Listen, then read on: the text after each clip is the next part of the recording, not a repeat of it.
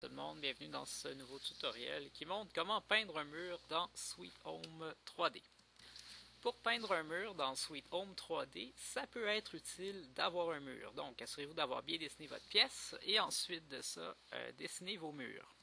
Première étape, ce que je dois faire, je dois double-cliquer sur mon mur. Ensuite de ça, je vais avoir une fenêtre d'options qui va ouvrir. J'ai un mur, je prends mon outil de sélection, je double-clique dessus et j'ai une fenêtre d'options qui ouvre. Je vais ensuite aller choisir une couleur à mon mur et l'appliquer. Donc, dans ma fenêtre d'options, je vais choisir de quel côté je veux peinturer mon mur. Je clique sur couleur ici, je me choisis une couleur. Pour l'exemple, elle va peut-être pas être belle, celle-là ici. Je fais OK. Et à ce moment-là, j'ai un mur vert comme je l'ai décidé ici.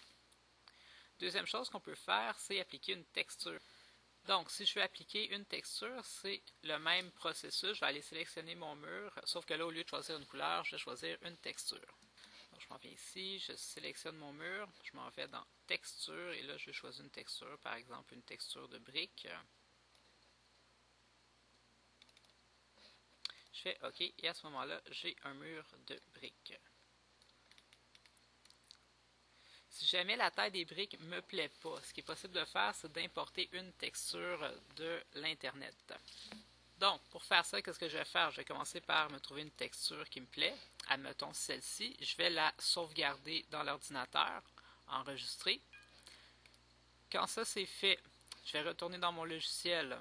Je vais sélectionner le mur que je souhaite décorer. Je vais aller sur texture, mais là, au lieu de choisir une texture dans le menu ici, je vais faire importer, qui est là. Choisir une image. Je l'ai appelé image. Voilà. Je fais continuer.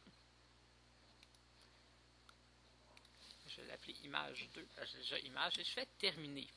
OK. Et là, qu'est-ce qui va se passer? Malheureusement pour moi, je vois que mes planches sont beaucoup trop petites, sont même pas visibles. Pour éviter qu'une chose comme ça se produise, qu'est-ce qu'on va faire? C'est qu'on va choisir la grandeur de notre texture.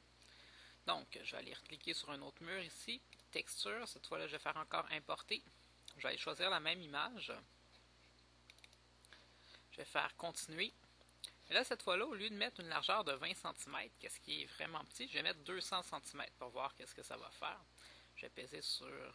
oh, c'est mon nom d'image qui n'est pas correct, voilà. Terminé. OK. Et normalement, je devrais avoir une texture là, qui est à mon goût. Ici, je l'ai fait sur la moitié du mur, c'est pour ça qu'on voit ça comme ça. Je vais le refaire sur le gros mur. Donc voilà, quand c'est sur le mur ici, voilà ce que ça donne. Donc super important de redimensionner ces textures. C'est tout.